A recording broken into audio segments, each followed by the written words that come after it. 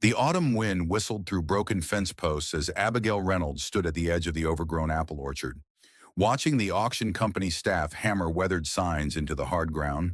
Each stake seemed to puncture more than just soil. They pierced through the dreams and hopes of whoever had once called this place home. Meadowbrook Farm had been abandoned for nearly 3 years now, the once thriving 120-acre property with its historic farmhouse, red barn, and sprawling orchards had fallen into disrepair after the previous owners foreclosed. Abigail had driven past it countless times during her daily commute to Rosie's Diner, where she worked double shifts, always wondering about its story. "Mom, are we really going to try to buy a whole farm?" asked 10-year-old Emily, approaching quietly from behind, her voice sounding small against the vast neglected landscape. The question hanging in the crisp air like the apples that had fallen and rotted on the ground. Abigail tucked a strand of her chestnut hair behind her ear and put her arm around her daughter's shoulders. Unable to find the right words, her son Jason, 14, joined them, his expression a mixture of skepticism and barely concealed excitement. "I made hot chocolate," Jason said, offering them each a thermos cup, a simple gesture trying to normalize what was, by any measure, an outlandish plan. "Ms. Parker from the bank called again," he continued after a moment. "She says they're still processing your loan application, but it doesn't look promising. She mentioned your credit score." Abigail nodded, her throat tight.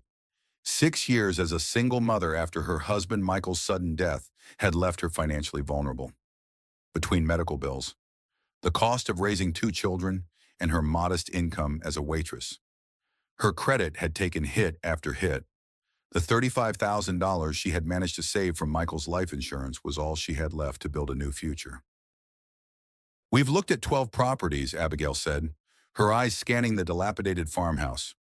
"This is the only one remotely within our reach, and even then, the auctioneer expects the starting bid to be around $85,000, a testament to how far the once grand property had fallen.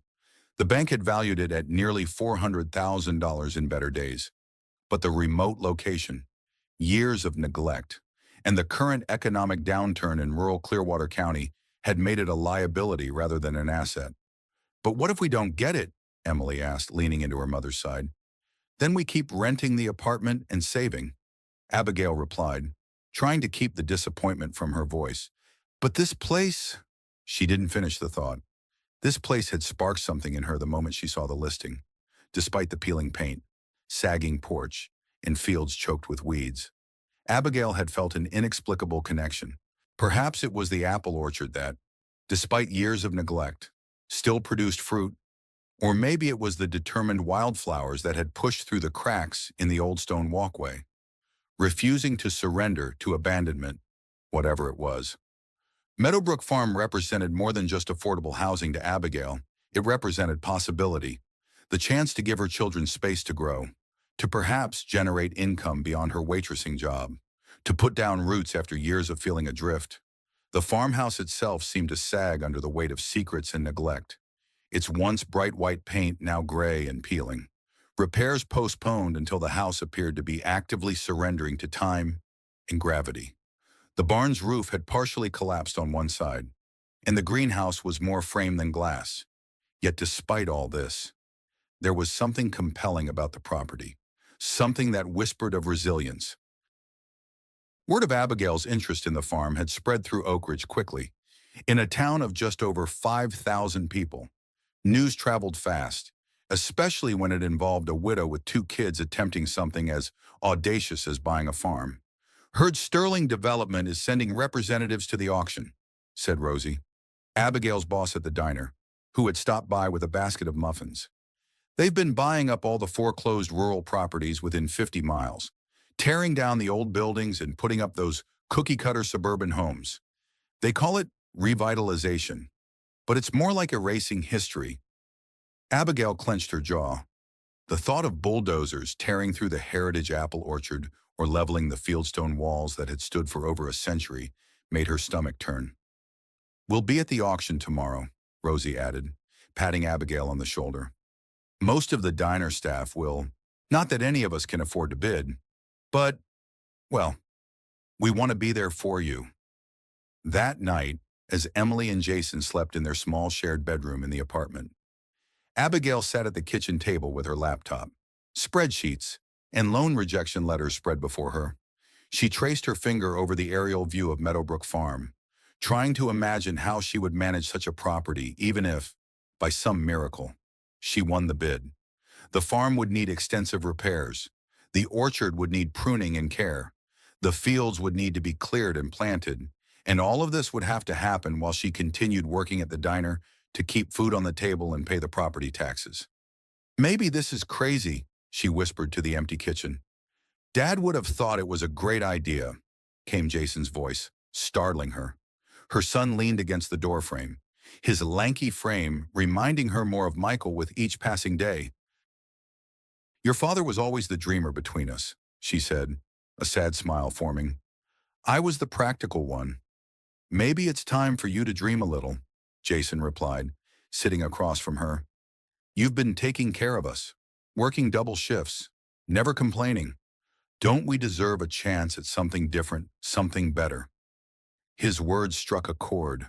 For 6 years, Abigail had been in survival mode, focused on keeping her small family safe, fed, and together. The idea of taking a risk, of reaching for something more, seemed almost foreign now. The orchard alone could be something, Jason continued, pointing to the aerial view on her laptop. Mr. Hoffman at school says heritage apple varieties are making a comeback.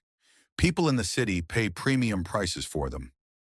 Abigail studied her son's earnest face, seeing a maturity that both impressed and saddened her. 14-year-olds shouldn't have to worry about agricultural market trends or their mother's financial struggles. When did you get so grown up? She asked softly. Jason shrugged. Around the same time you started working 60-hour weeks. The statement wasn't accusatory, just matter of fact, but it still pierced Abigail's heart. Her children had been forced to grow up too quickly after Michael's death. Perhaps this farm, this crazy, improbable dream, could give them back some of the childhood they deserved. As dawn broke on auction day, Abigail stood in the small bathroom of their apartment, staring at her reflection in the mirror. Her hands trembled slightly as she applied mascara, a rare concession to vanity on a day when she needed every ounce of confidence she could muster. You can do this, she told her reflection. The worst that happens is you don't get the farm, and life continues as before. But as she said the words, she realized how much she had invested emotionally in the idea of Meadowbrook becoming their home. The thought of returning to their cramped apartment after today, of telling Emily and Jason that their fresh start would have to wait, made her chest tighten. The drive to the auction site was quiet. Jason stared out the window, his expression unreadable. Emily clutched a small, smooth stone, her lucky charm so tightly that her knuckles were white, when they arrived. Abigail was surprised by the number of vehicles already parked along the dirt road leading to the farmhouse. The sight of so many people triggered a wave of anxiety. More interest meant higher bids, and higher bids meant... She stopped herself, one step at a time. The crowd gathered on the patchy lawn in front of the farmhouse was a mix of locals in worn jeans and work boots, curious neighbors, and a small cluster of men in business casual attire who stood slightly apart, checking their phones and speaking quietly into Bluetooth earpieces. Rosie waved from near the registration table, where Abigail needed to provide identification and proof of funds to receive a bidder's number. Your whole cheering section is here, Rosie said, gesturing to where several of the diner regulars stood. Old Mr. Simmons even put $20 into the pot, said to add it to your bid. She winked. Every little bit helps. Right. As Abigail completed the registration process, a sleek black SUV pulled up, and two more men in crisp button-downs emerged, both carrying tablets with the Sterling Development logo clearly visible. They surveyed the property with calculating eyes, making notes and occasionally taking photos of the structural defects in the buildings. That's Alexander Chen, Rosie whispered, nodding toward the older of the two men. Regional Director for Sterling. If he's here personally, they're serious about this property. Abigail's heart sank. How could she possibly compete with a development company? She looked down at her bidder's card number 17 and wondered if she was making a terrible mistake. At precisely 10:00 a.m., the auctioneer, a portly man with a booming voice, called everyone to attention. The crowd quieted as he outlined the terms of the sale: cash or pre-approved financing. 10% deposit due immediately, closing within 30 days, and the property sold as is, with no warranties expressed or implied. Ladies and gentlemen, we're here today for the public auction of the property known as Meadowbrook Farm, 120 acres with farmhouse, barn, outbuildings, and established orchard. Due to foreclosure proceedings, bidding will start at $85,000. Abigail closed her eyes briefly, centering herself. This was it. Her savings of $35,000 wouldn't be enough for the full purchase, but combined with the small personal loan she had secured from Oak Ridge Credit Union, she could bid up to $110,000. Beyond that, she had no options. $85,000. Do I have $85,000? Abigail raised her bidder's card, her hands steady despite the adrenaline coursing through her. She was aware of Jason and Emily standing close on either side of her, their presence both a comfort and a reminder of what was at stake. I have $85,000 from bidder number 17. Do I hear $90,000? Almost immediately, Alexander Chen from Sterling raised his card. $90,000. $90,000 from bidder number 23. Do I hear $95,000? Abigail raised her card again. The next few minutes passed in a blur of rising numbers. $95,000, $100, $1,000, $105, $1. Each time Abigail bid, Chen countered smoothly, without hesitation or emotion, as if they were bidding on a used car rather than what Abigail hoped would be her family's future. At $110,000, Abigail's stomach clenched. She was at her absolute limit. When Chen bid $115,000, she kept her card lowered, her chest tight with disappointment. $115,000 from bidder number 23, going once. Emily looked up at her, eyes welling with tears. I'm sorry, sweetheart, Abigail whispered. We can't go any higher. Going twice. The auctioneer's gavel hovered in the air. Abigail felt a peculiar numbness spreading through her body, a defense mechanism against the crushing disappointment. $120,000. The voice came from behind them, clear and firm. The crowd turned to see who had spoken. A woman in her 60s with silver hair and practical clothes raised her bidder's card number 8. Alexander Chen looked momentarily surprised before recovering and raising his own card. $125,000. $130,000. The silver-haired woman countered without hesitation. A murmur ran through the crowd. The property, in its current condition, wasn't worth much more than $100,000 according to most local assessments. The bidding was now entering territory that defied conventional economic sense. As Chen consulted briefly with his colleague, Abigail studied the woman who had entered the bidding so unexpectedly. There was something familiar about her, though Abigail couldn't place where she might have seen her before. $135,000, Chen said, his voice slightly less confident than before. $150,000, the woman responded immediately. A collective gasp rose from the crowd.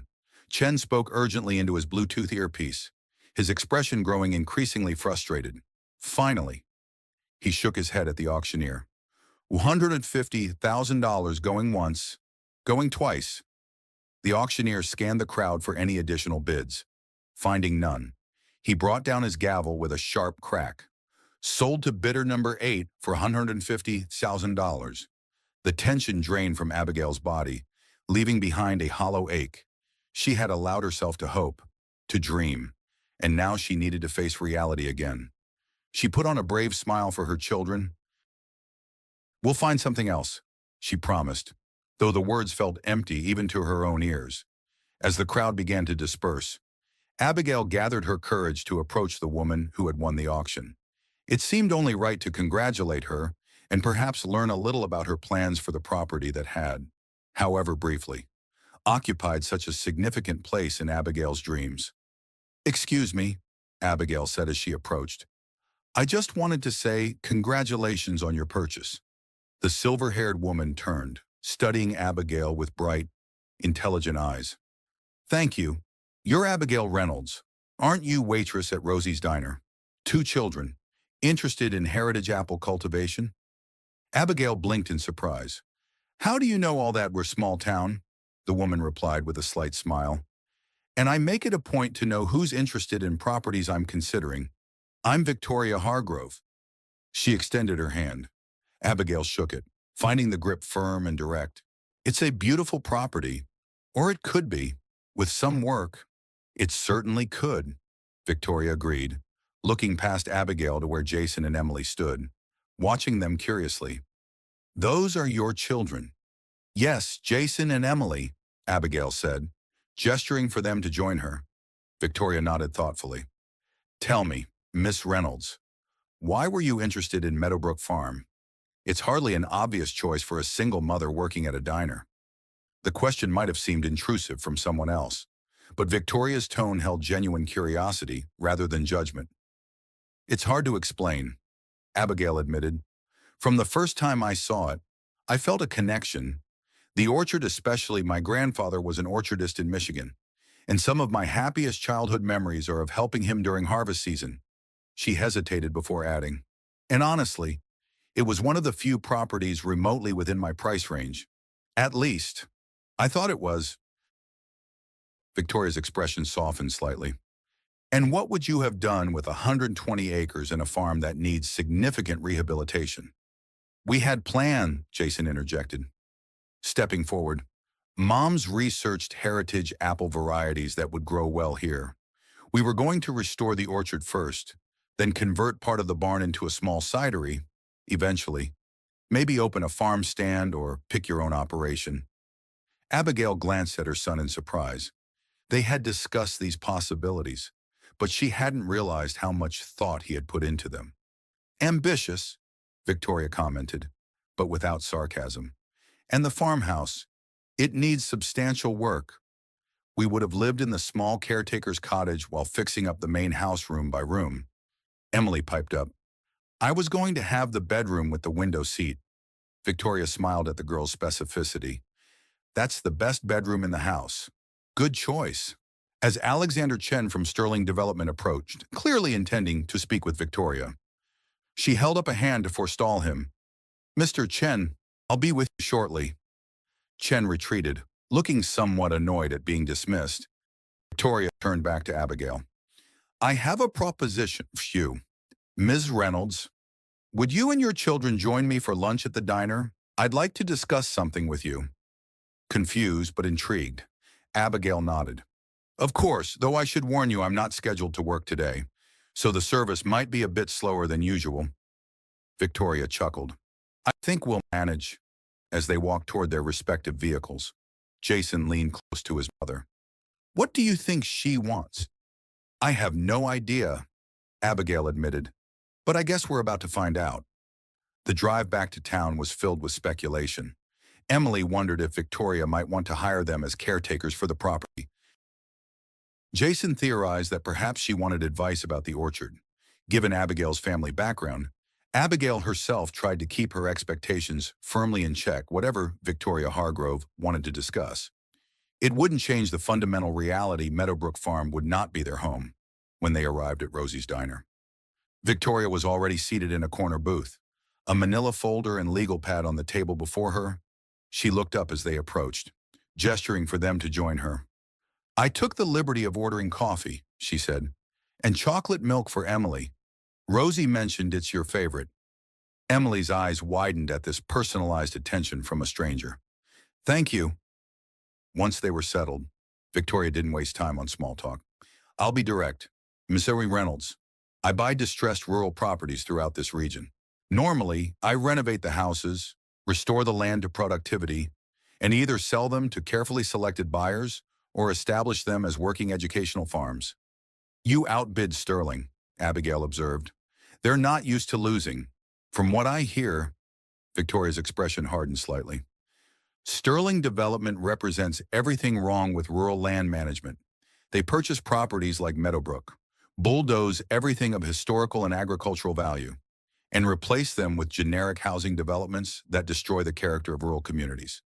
Her passion was evident, reminding Abigail of her own grandfather's fierce protection of his orchard against encroaching development decades ago.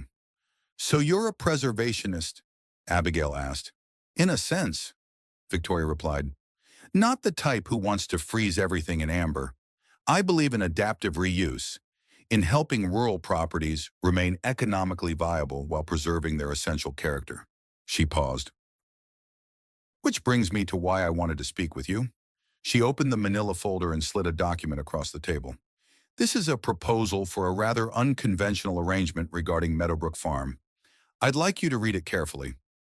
Abigail stared at the document Victoria had placed before her, a mixture of confusion and wariness taking hold. Her fingers trembled slightly as she reached for it, unsure what to expect.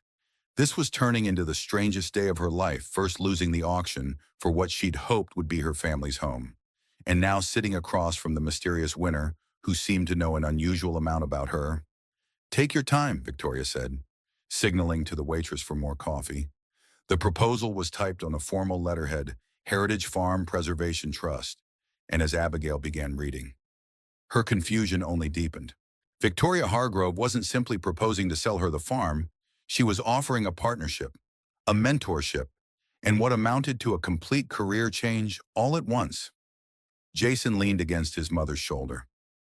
Reading along silently, Emily fidgeted with her straw wrapper, too young to understand the legal language but sensing the importance of the moment nonetheless. "I don't understand," Abigail finally said, looking up from the document. "You want me to live at Meadowbrook and manage the restoration of the orchard as your employee?" Victoria shook her head. "Not as an employee, as a partner. My trust would retain ownership of the land itself. But you would have a 99-year lease on the property with an option to purchase after 5 years. You would own the business you create there outright. The trust would provide initial capital for restoration, equipment, and materials." "Why me?" Abigail asked bluntly. "You don't know me. I'm a waitress with no formal agricultural training, a single mother with barely enough savings to make the minimum bid on a foreclosed property." Victoria's expression softened. "Sometimes the right experience doesn't come with degrees or certifications. Miss Reynolds, you grew up working in your grandfather's orchard. You've spent 6 years demonstrating remarkable resilience and resourcefulness as a single parent. Your research into heritage apple varieties shows initiative and genuine passion." She took a sip of her coffee before continuing. "More importantly, you see Meadowbrook for what it could be, not just what it is now. That vision is rarer than you might think." Abigail glanced at her children, noting Jason's barely contained excitement and Emily's wide-eyed wonder. "This seems too good to be true," she said cautiously. "What's the catch?" Victoria smiled slightly. "Direct. I appreciate that." She leaned forward. "Here's the catch. As you put it, the work will be intensive restoring that orchard, rehabilitating the buildings, establishing a viable business. It's not for the faint of heart. You'll work harder than you ever have at the diner, with no guaranteed outcome." "I'm not afraid of hard work," Abigail replied. "I know," Victoria said simply. "That's why we're having this conversation." Before Abigail could respond, the diner's door swung open, and Alexander Chen from Sterling Development entered, scanning the room until his gaze landed on their table. His expression tightened as he approached. "Ms. Hargrove," he said without acknowledging the others, "I'd like to discuss the Meadowbrook property. Sterling is prepared to make you a generous offer, $200,000 cash. Immediate closing." Victoria didn't even look up. "The property is not for sale, Mr. Chen, as I believe I made clear at the auction." Chen's professional demeanor slipped slightly. "You're making a mistake. That property is strategically located for our Meadow Vista Estates development. The projected return on—" "Mr. Chen," Victoria interrupted, finally looking at him. "I'm having lunch and a private business discussion. Your offer is declined. The amount is irrelevant." The developer's face flushed. "You can't seriously intend to restore that derelict property. The rehabilitation costs alone would be none of your concern," Victoria finished for him. "Good day, Mr. Chen." For a moment, it seemed Chen might argue further, But something in Victoria's steady gaze made him reconsider. With a tight nod, he turned and left, the bell above the diner door jangling with his abrupt exit. "He'll be back," Victoria commented, returning her attention to Abigail. "Sterling has purchased 6 properties in this county in the past year. They're piecing together land for a massive development luxury homes. Boutique hotel, golf course, Meadowbrook's water rights and location make it particularly valuable to them." Abigail looked down at the proposal again. "And stopping them is part of why you're doing this." "One of many reasons," Victoria acknowledged, "but not the primary one. My interest is in preserving agricultural heritage and creating sustainable rural businesses. Countering irresponsible development is a happy side effect." The waitress arrived with their lunch club sandwiches for the adults, grilled cheese for Emily, and a burger for Jason. As they ate, Victoria outlined more details of her proposal. The trust would provide $175,000 for restoration and business development over 3 years. Abigail would need to submit quarterly reports and adhere to certain preservation and sustainability guidelines, but she would retain creative control over the business direction as long as it centered on the orchard's heritage varieties. "The cottage is habitable now," Victoria added. "Victoria, it needs cosmetic work, but the systems are sound. You could move in within 2 weeks." Jason could barely contain himself.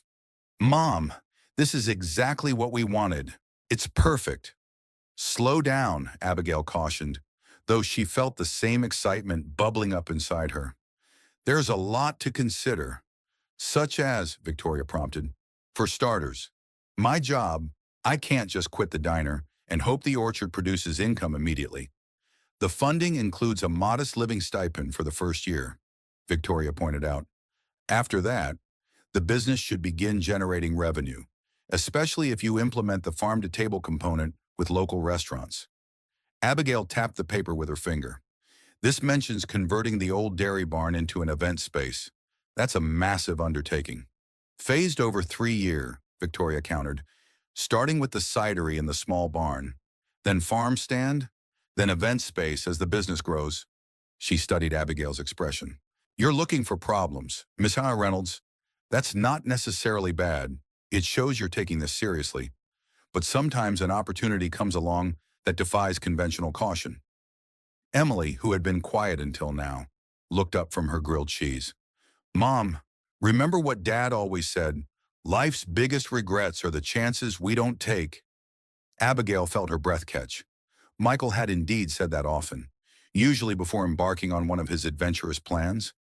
It was both comforting and painful to hear his words from their daughter's mouth. "Your husband sounds like a wise man," Victoria observed gently. "He was," Abigail said softly. "He would have loved Meadowbrook." She squared her shoulders. "I need to think about this. It's not just my decision, it affects all of us." "Of course," Victoria said, sliding a business card across the table. "Take the weekend. Look over the proposal carefully.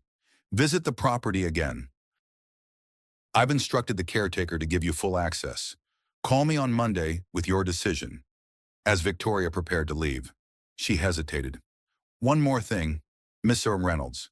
While the business components of this arrangement are important, they're not why I chose you for this opportunity." "Why did you, then?" Abigail asked. "Because when you looked at that rundown farm, you didn't see problems, you saw possibilities. That kind of vision can't be taught." With that, Victoria left, the bell above the door chiming softly behind her. The weekend passed in a blur of research, discussions, and 2 more visits to Meadowbrook Farm.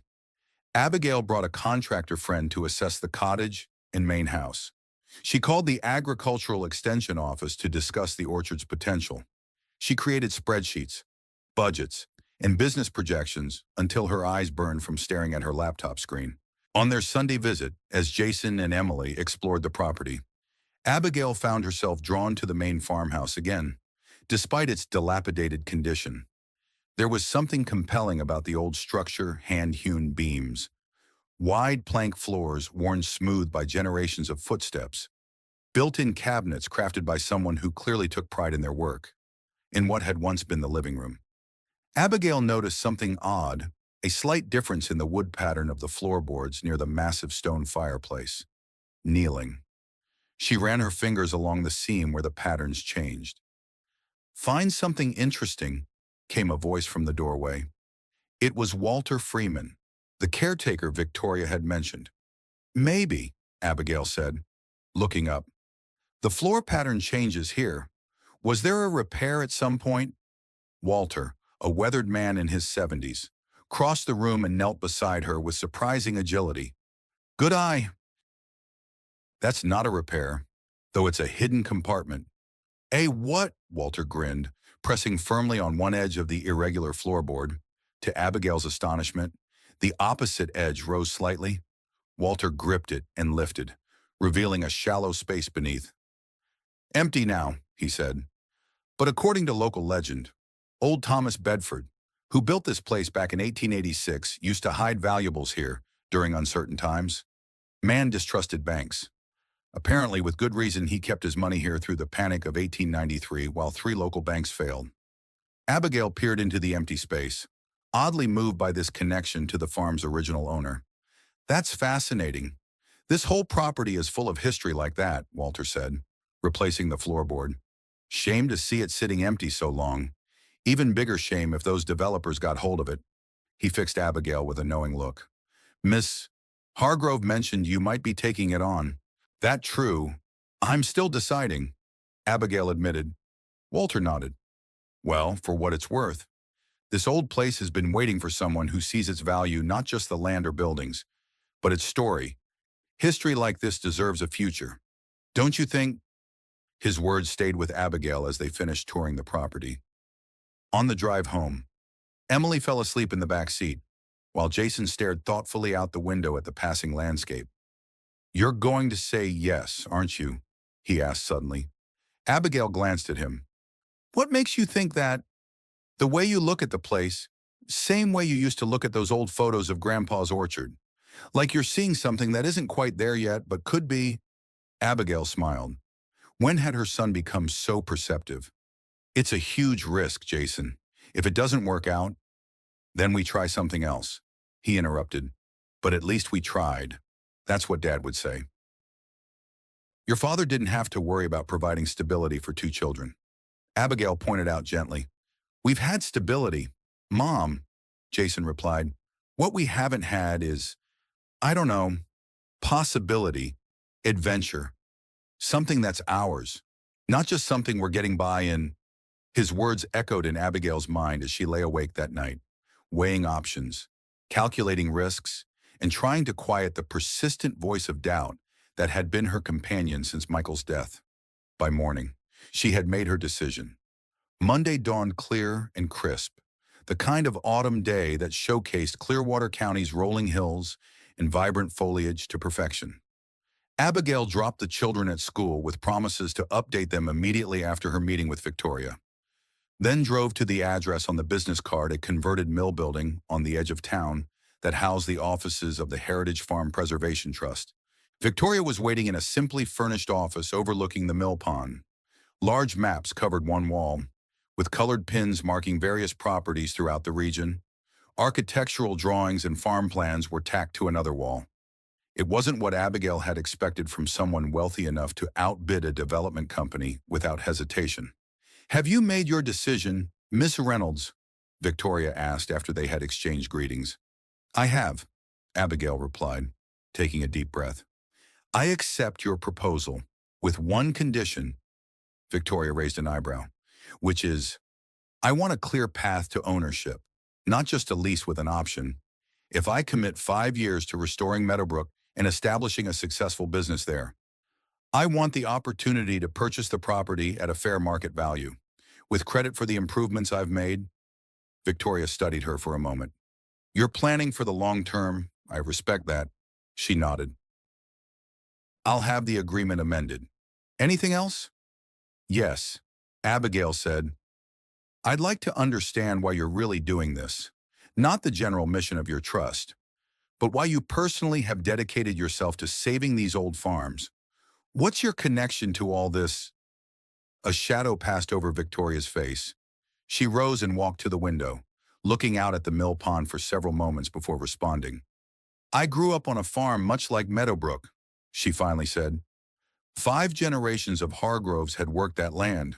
I was an only child, expected to be the 6th generation. She turned back to Abigail. But I had other ideas.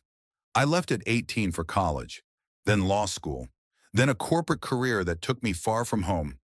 My parents continued running the farm, adapting as best they could to changing markets and economic pressures. When my father died, my mother struggled to keep it going alone. She asked me to come home, to help, to consider taking over. Victoria's voice remained steady, but Abigail could hear the pain beneath the controlled exterior. I was too busy with my career, too important in my own mind to step away. 3 years later, the farm was foreclosed on. A development company much like Sterling purchased it at auction. They bulldozed the house I grew up in, the barn my great-grandfather built, the orchard where I climbed trees as a child. By the time I returned home, there was nothing left but street signs named after farm features that no longer existed. Orchard Lane, Hargrove Ridge Drive. She sat back down, her composure restored. I was too late to save my family's heritage, but not too late to help preserve others. I made a great deal of money in corporate law, Ms. Reynolds. Now I use that money to right what I see as a profound wrong, the systematic erasure of rural agricultural heritage in the name of progress that serves very few at the expense of many. Abigail nodded, understanding now the passion that drove the older woman. Thank you for telling me. The past can't be changed, Victoria said, but the future is still unwritten. Meadowbrook Farm has stood empty for 3 years. In another 3, it could be a thriving business and a home for your family. That transformation, that's what drives me now. By the time Abigail left Victoria's office, the amended agreement in hand, she felt a strange mixture of excitement and terror. She had just committed to a complete life change, exchanging the security of her waitressing job for the uncertain prospects of rehabilitating a historical farm. As she drove to the school to pick up her children and share the news, doubt began to creep in again. Was she being reckless, naive? Was she risking her children's stability on a romantic notion? Jason and Emily's excitement when she told them the news temporarily pushed those worries aside. Their enthusiasm was contagious. Jason's immediate dive into planning, researching apple varieties on his phone, Emily drawing pictures of her future bedroom, both touching and energizing. That evening, as Abigail began the monumental task of organizing their move, a knock came at the apartment door. It was Rosie from the diner, bearing a casserole and a concerned expression. Word's spreading about your new venture, Rosie said as Abigail invited her in. Thought you might need dinner. What with all the planning you must be doing? Thank you, Abigail said, genuinely grateful. There's so much to organize. I gave my notice at the diner today. Rosie nodded, setting the casserole on the counter. That's actually why I'm here. The staff took up a collection. She handed Abigail an envelope. It's not much, but everyone wanted to contribute something to help you get started. Abigail opened the envelope to find several $100s in cash and a card signed by everyone at the diner. She blinked back sudden tears. Rosie, this is too generous. Nonsense, Rosie replied briskly, though her own eyes looked suspiciously moist. You're taking on something important, not just for yourself, but for the whole county. That development company would have changed everything about this area, and not for the better. She looked around the small apartment. Need help packing? The offer of help opened a floodgate over the next week, as news of Abigail's partnership with the Heritage Trust spread through Oak Ridge. People appeared at the apartment offering assistance, advice, and encouragement. Old Mr. Simmons, who had farmed all his life before retiring, brought boxes of books on orchard management. The high school agriculture teacher offered to bring students to help clear overgrown areas of the property as a class project. 3 local carpenters volunteered a weekend to help make the cottage properly habitable before winter set in. I don't understand, Abigail said to Rosie as they sorted through kitchen items, deciding what to pack first. Why is everyone being so helpful? I barely know some of these people. Rosie looked up from wrapping plates and newspaper. You're doing something that gives people hope. Abigail, This county has been watching family farms disappear one by one for years, replaced by developments that change the character of the place we love. You're pushing back against that tide, saying this piece of our heritage matters. That resonates with folks. 2 weeks after accepting Victoria's proposal, Abigail stood in the small caretaker's cottage at Meadowbrook Farm, surrounded by boxes and the mismatched furniture they had brought from the apartment. The place was modest, 2 bedrooms, a living area, kitchen, and bathroom, but the volunteer carpenters had worked wonders. Walls had been repaired and painted, leaky plumbing fixed, new energy-efficient windows installed. It was far from luxurious, but it was clean, sound, and now somehow theirs. Through the kitchen window, Abigail could see Jason in the nearest section of the orchard, carefully pruning dead branches under Walter Freeman's guidance. Emily was in what had once been a kitchen garden, now overgrown but clearly salvageable, marking out rows with string and stakes for spring planting. A sense of both peace and purpose settled over Abigail. There would be challenges ahead, enormous ones, but for the first time in years, she was moving towards something rather than simply surviving. The sound of tires on gravel drew her attention. Victoria's car was coming up the drive. Unusual since they had just met 2 days ago to finalize paperwork. Curious. Abigail stepped onto the small porch as Victoria parked and emerged with a large rolled document under her arm. "I hope I'm not interrupting your settling in," Victoria called in greeting. "Not at all," Abigail replied. "We're just getting organized. Would you like coffee? I managed to find the coffee maker in one of these boxes." "Perhaps later," Victoria said, approaching the porch. "I've brought something I thought might interest you." She extended the rolled document. Abigail accepted the roll with surprised delight. "What is it?" "The original plans for the farm, dated 1886. I found them in the county archives." Abigail carefully unfurled the edge, revealing detailed hand-drawn plans of the main house, barn, and outbuildings. "These will be invaluable for the restoration." "Thank you." "Look at the section on the main house," Victoria suggested. "Page 3. I believe." Abigail gently separated the pages until she found the one Victoria indicated detailed floor plans of the farmhouse. Her eyes widened as she spotted what Victoria must have noticed. Clearly marked in the foundation plans was a large rectangular space labeled "Storage Vault." "Is this what I think it is?" Abigail asked, her pulse quickening. Victoria smiled. "According to the county historian, Thomas Bedford installed a proper safe in the cellar when he built the house. Walter mentioned you found the small floor compartment, but this is something more substantial. The historian believes it may never have been discovered during later renovations, as it was concealed behind a false wall in the cellar." "A hidden safe," Abigail breathed. Well, that's straight out of a treasure hunt novel." "Indeed," Victoria agreed. "And since you're now the caretaker of the property, with full rights to any historical artifacts discovered during restoration, I thought you might want to investigate the possibility of a hidden safe from the 1880s, potentially undiscovered for generations." Sent Abigail's mind racing with questions. What might be inside documents, coins, family heirlooms, or perhaps nothing at all, empty, long ago, or never used in the first place? Either way, it was a tangible connection to the farm's origins, a mystery waiting to be solved. "Mom!" Emily called, racing toward the house with the boundless energy of a 10-year-old. "Walter says there's a secret trap door in the barn that goes to an underground room. Can we look at it? Please." Abigail laughed. "Apparently Meadowbrook has more secrets than we realized." "Old farms often do," Victoria said. "Each generation leaves its mark, sometimes hidden, waiting for someone who cares enough to discover it." She glanced at her watch.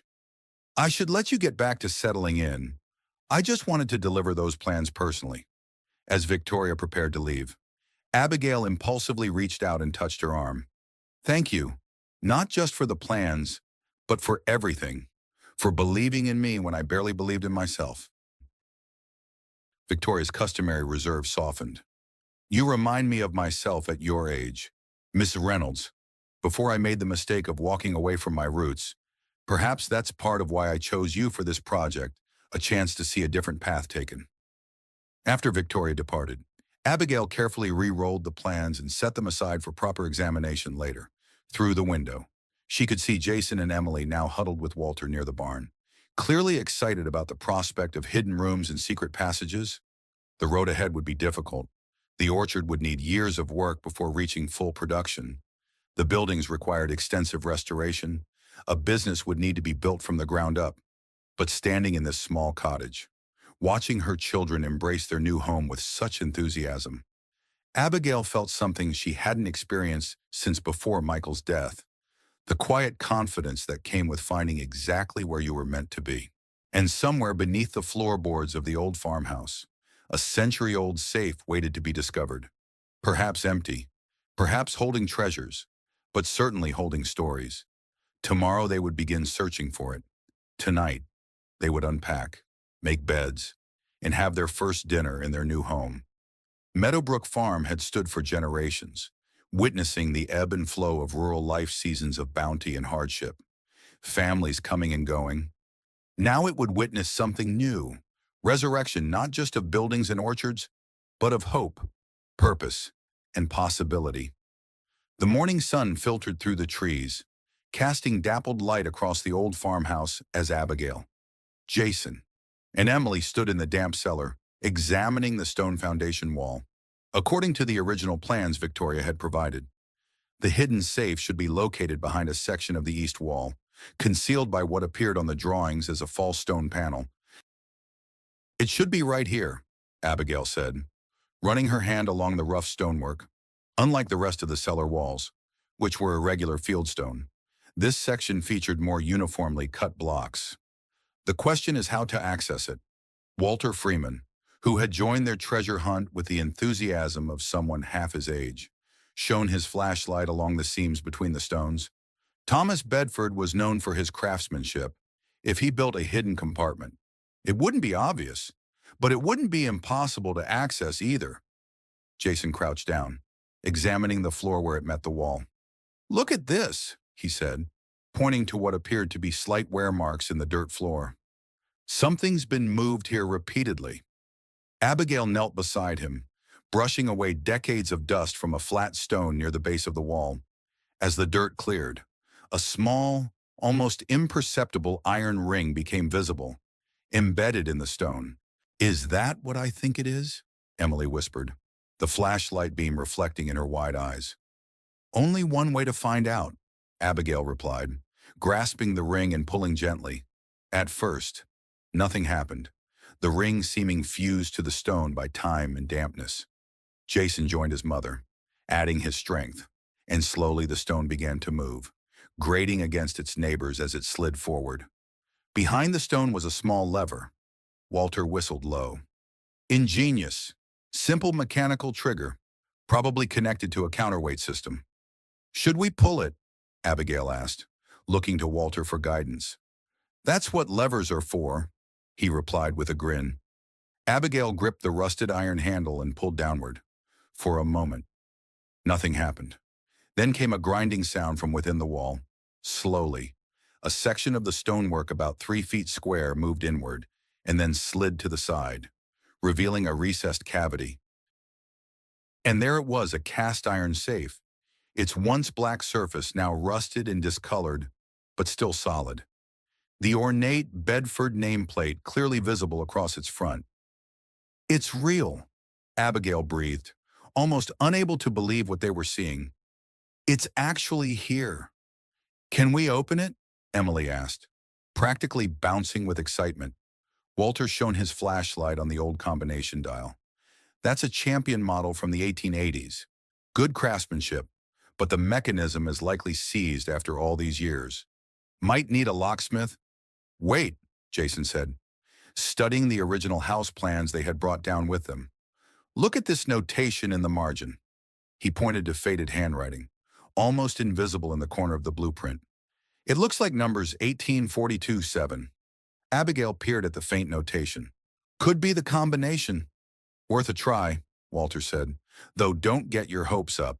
These old mechanisms can be temperamental even when regularly used, let alone after sitting untouched for who knows how long. Abigail knelt before the safe, wiping dust from the dial with her sleeve. The mechanism felt stiff but not completely frozen as she carefully turned it right to 18, left to 42, right to 7. At the final number, she tried the handle. Nothing happened. Maybe it's not the combination after all, Jason said, disappointment evident in his voice. Or maybe... Abigail tried again, this time turning the dial with more force at each number. When she reached the final position and pulled the handle, she was rewarded with a faint click, followed by the groan of long-dormant metal as the door reluctantly began to open. The hinges protested after their century of disuse, but the heavy door swung outward, revealing the safe's dark interior. Walter directed his flashlight inside, illuminating the contents. There was no pile of gold coins or glittering jewels, as Emily had secretly hoped. Instead, they found a stack of leather-bound ledgers, several bundles of yellowed papers tied with faded ribbon, a small wooden box, and a cloth sack that clinked when Walter carefully lifted it. Nothing of significant monetary value at first glance, Walter commented, but historically could be priceless. They carefully removed the items, bringing them upstairs to the kitchen table in the cottage where they could examine them properly. Abigail felt an odd sense of reverence as she laid out the artifacts from a different era. Tangible connections to the man who had built this farm and the family who had worked it for generations. The ledgers proved to be farm records spanning from 1886 to 1924, detailing crop yields, livestock records, expenses, and profits in meticulous handwriting. The bundles of papers included correspondence, deeds, and what appeared to be agricultural research. Thomas Bedford had apparently been experimenting with apple varieties, grafting techniques, and storage methods well ahead of his time. The cloth sack contained a small collection of gold coins, not a fortune, but certainly valuable both historically and monetarily. The wooden box, however, held what would prove to be the most significant find. "It's a journal," Abigail said softly as she opened the ornately carved box to reveal a leather-bound book with T. Bedford embossed on the cover. "And look at this." Tucked inside the journal was an envelope addressed simply, "To the future steward of Meadowbrook." With trembling fingers, Abigail opened the unsealed envelope and removed a single sheet of paper, the handwriting strong and clear despite its age. "To whoever finds this," she read aloud, "if you are reading these words, you have discovered the legacy of Meadowbrook Farm and, I hope, have taken up its stewardship.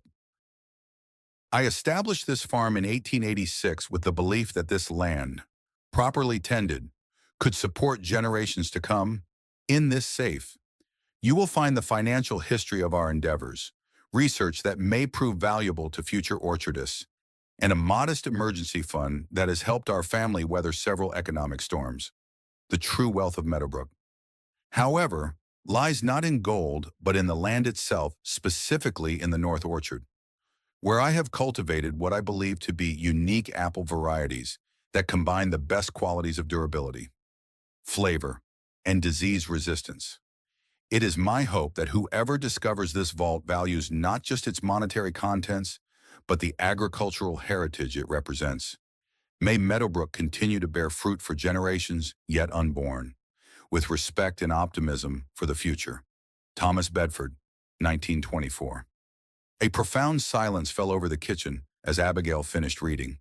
The letter, written nearly a century ago, seemed to speak directly to their present circumstances. As if Thomas Bedford had somehow known his farm would one day need resurrection and had left behind not just his possessions, but his vision. "The North Orchard," Jason said finally. "That's the most overgrown section, the one we haven't even properly surveyed yet."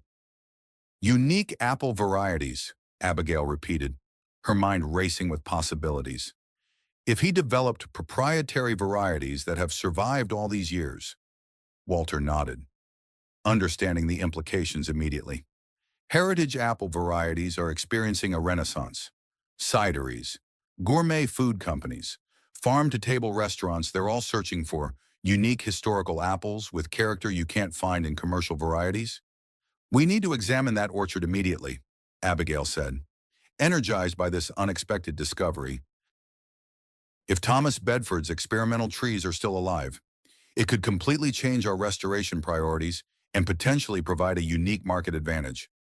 The North Orchard proved to be more challenging to access than anticipated.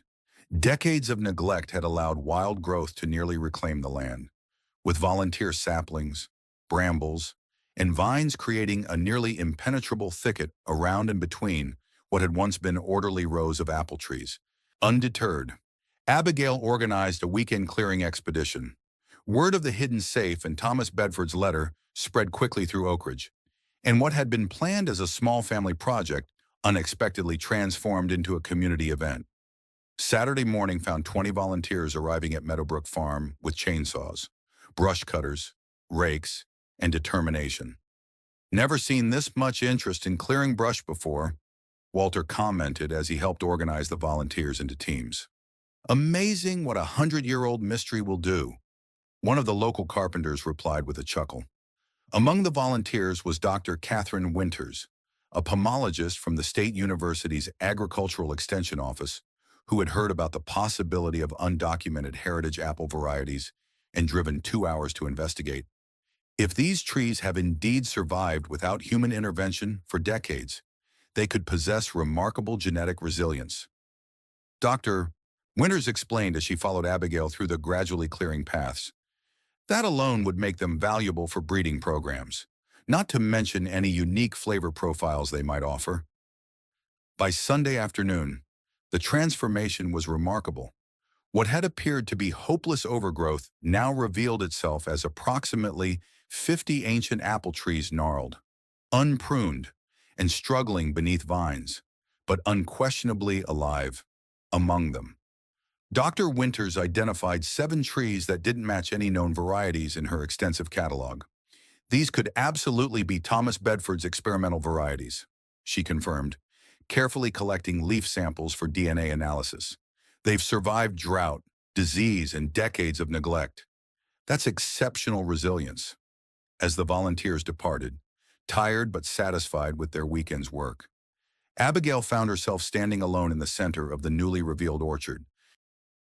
The ancient trees, now freed from their strangling competitors, seemed to stand taller, their twisted branches reaching toward the late afternoon sunlight with a kind of dignified perseverance that moved her unexpectedly. These trees had outlived their planter, witnessed the passage of generations, survived abandonment, and endured. Now they were being given a second chance, just as she was. The parallel wasn't lost on Abigail. "Mom," Jason's voice broke into her reflections. "Dr. Winters wants to know if she can come back next weekend with a grafting team. She says if these are truly unique varieties, we should start propagating them immediately to ensure they're preserved." The following weeks passed in a whirlwind of activity as word of the Meadowbrook discovery spread. Interest in the farm grew. Dr. Winters confirmed that at least 5 of the mysterious trees were indeed undocumented varieties. And preliminary taste tests of the few apples they bore that autumn revealed exceptional qualities, one with intense aromatics reminiscent of tropical fruit, another with a perfect balance of sweetness and acidity, a third with unusual spice notes unlike anything in commercial production. Victoria visited regularly, clearly delighted by the unexpected historical discoveries and the accelerating restoration timeline. During one such visit, as they walked the perimeter of the newly cleared North Orchard, she made a suggestion that would alter the trajectory of Abigail's business plan. "What if," Victoria proposed, "instead of waiting years to develop the cidery as originally planned, we expedite it? These rediscovered Bedford varieties provide a unique marketing angle we hadn't anticipated. Rather than positioning you as yet another heritage apple producer, you become the exclusive source of resurrection varieties presumed lost for nearly a century." Abigail considered the idea, mentally recalculating timelines and budgets. The small barn would need significant work to convert to a cidery. We weren't planning to tackle that until year 2 or 3. The trust could advance additional funds for that specific purpose, Victoria offered. An opportunity this unique justifies accelerating certain aspects of the plan. That evening, after the children were asleep, Abigail sat at the kitchen table with Thomas Bedford's journal, which she had been carefully reading each night, his detailed observations of daily farm life, interspersed with philosophical reflections on stewardship and legacy, had become something of a guidebook not for agricultural techniques, which had evolved considerably since his time, but for the mindset required to approach farming as more than just a business. One entry in particular had resonated with her. April 18, 1898, faced significant crop damage from last night's unexpected frost. Stevens down the road lost everything and talks of selling. I understand his despair but cannot share his surrender. When one chooses to work with the land, rather than simply on it, one must accept both abundance and adversity as part of the same covenant. It is not merely that we endure hardship, but how we respond to it that determines whether we merely occupy land or truly cultivate it. As Abigail considered Victoria's proposal to accelerate the cidery development, she found herself applying Thomas's philosophy. The discovery of his experimental apple varieties wasn't merely good fortune. It was an opportunity that carried responsibility to preserve and share something unique that might otherwise have been lost forever. The decision crystallized they would indeed fast-track the cidery development. The Bedford Resurrection series of heritage ciders would become their flagship product, telling the story not just of apples, but of persistence, rediscovery, and renewal. By early November, the small barn's renovation was underway, with local contractors working to transform the sturdy old structure into a small batch cidery while preserving its historical character. Dr. Winters and her team had successfully taken dozens of grafts from the unique varieties, ensuring their genetic preservation regardless of what happened to the ancient trees themselves. The first proper harvest would still be years away, but with careful management and grafting onto established rootstock, they might see limited production within 18 months. Abigail immersed herself in learning cider production, attending workshops and consulting with established craft cideries. Jason, displaying an unexpected talent for graphic design, began developing label concepts for their future products, incorporating elements of Thomas Bedford's original farm designs. Even Emily contributed, carefully pressing flowers and leaves from the farm to create illustrated cards telling the Meadowbrook story, which would eventually accompany each bottle of cider sold. People aren't just buying a drink, she explained with precocious insight. They're buying our story. As Thanksgiving approached their first major holiday at Meadowbrook, Abigail realized how dramatically their lives had changed in just a few months. The small cottage, initially Spartan and unfamiliar, had become undeniably home. School mornings were no longer the rushed urban scramble they had once been, but now involved collecting eggs from their small flock of chickens and walking the orchard's perimeter before the bus arrived. Jason had joined the high school's Future Farmers of America chapter and was thriving in ways she hadn't seen since before Michael's death. Emily had made new friends and spent hours outdoors, developing a detailed map of the property's wildlife habitats. Abigail herself had transformed as well. The constant low-grade anxiety that had been her companion for years, worry about bills, job security, providing opportunities for her children hadn't disappeared, but had changed in character. The challenges she faced now were tangible, addressable, and purposeful. She worked harder than she ever had at the diner, often collapsing into bed exhausted, but it was the satisfying exhaustion of creation rather than the hollow fatigue of merely surviving. Their Thanksgiving table reflected this transformation. Rosie and several other friends from town joined them in the cottage, which was crowded but warm with conversation and laughter. The meal featured vegetables from their own kitchen garden, eggs from their chickens, and apple pie made with fruit from the orchard's surviving standard varieties. "A toast," Rosie proposed, raising her glass. "To Abigail and her vision for Meadowbrook. And to Thomas Bedford," Walter added, "who planted trees for a future he would never see. And to Sterling Development losing their bid," Jason said with teenage bluntness, earning laughter and emphatic agreement from the adults. As the evening progressed and dishes were cleared, Victoria, who had initially declined the invitation but ultimately relented, drew Abigail aside. "I have something to show you," she said, retrieving a folder from her bag. "The preliminary marketing study for Bedford Resurrection Cider. I had a consultant analyze the potential market.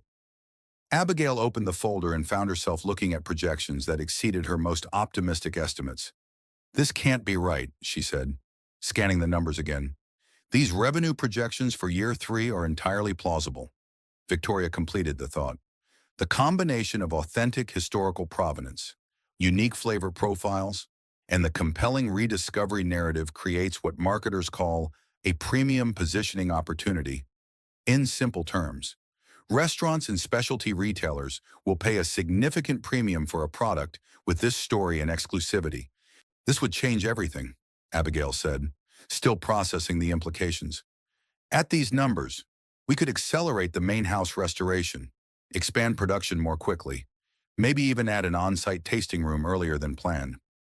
Victoria nodded.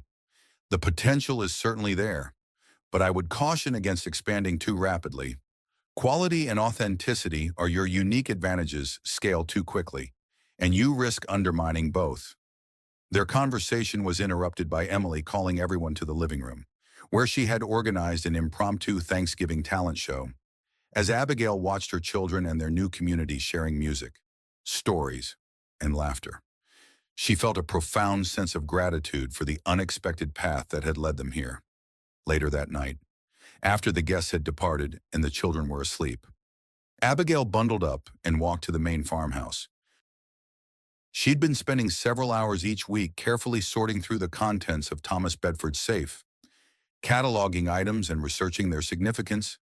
The process had created an unexpected connection to the man whose vision had established this place nearly 140 years earlier, in the quiet of the old house, illuminated only by battery-powered lanterns until electricity could be restored. Abigail opened Thomas's journal to an entry she had discovered earlier that week. November 28, 1889, Thanksgiving, reflected today on the curious nature of gratitude, how it expands to fill whatever vessel holds it. This farm was raw potential when we arrived. Much work yet before us. Now, 3 years hence, we have a home, bearing orchards. And though challenges remain aplenty, I find myself thankful not despite the work ahead, but because of it. To build something enduring requires effort worthy of that endurance. The words seemed to span the century between them, a hand reaching back through time with wisdom that felt freshly relevant. Abigail ran her fingers over the faded ink, feeling a kinship with this man she would never meet, but whose legacy she was now continuing. The sound of gravel crunching outside pulled her from these reflections. Through the dusty window, she could see headlights approaching, unusual for nearly 10:00 p.m. on Thanksgiving, as the vehicle came closer. She recognized Alexander Chen's car from Sterling Development, wary but curious. Abigail stepped onto the porch as Chen parked and emerged with a portfolio under his arm. His expression was difficult to read in the dim light, not quite hostile, but certainly not friendly. "Ms. Reynolds," he called in greeting. "I apologize for the late hour and the holiday intrusion, but I've been trying to reach you for days." "Mr. Chen," Abigail acknowledged coolly. "What brings Sterling to Meadowbrook on Thanksgiving night?" Chen approached the porch but remained at the bottom of the steps, perhaps sensing that he was not welcome to come closer. "Business, Miss Mana Reynolds. Specifically, a proposal I'm authorized to present directly to you, bypassing the Heritage Trust entirely. I'm not interested in selling. Mr. Chen, I thought that was clear." "You misunderstand," Chen replied, his tone shifting to something more conciliatory. "We are not looking to acquire the property outright anymore. We're offering a development partnership." He extended the portfolio. "Our research indicates that your heritage apple varieties could have significant market value. Sterling is prepared to invest $3 million to develop a commercial-scale cidery operation here. Along with a boutique hospitality venue, you would retain ownership of the intellectual property and receive substantial royalties." Abigail didn't take the portfolio. And what would happen to the rest of the farm? The historical buildings. The restoration plan.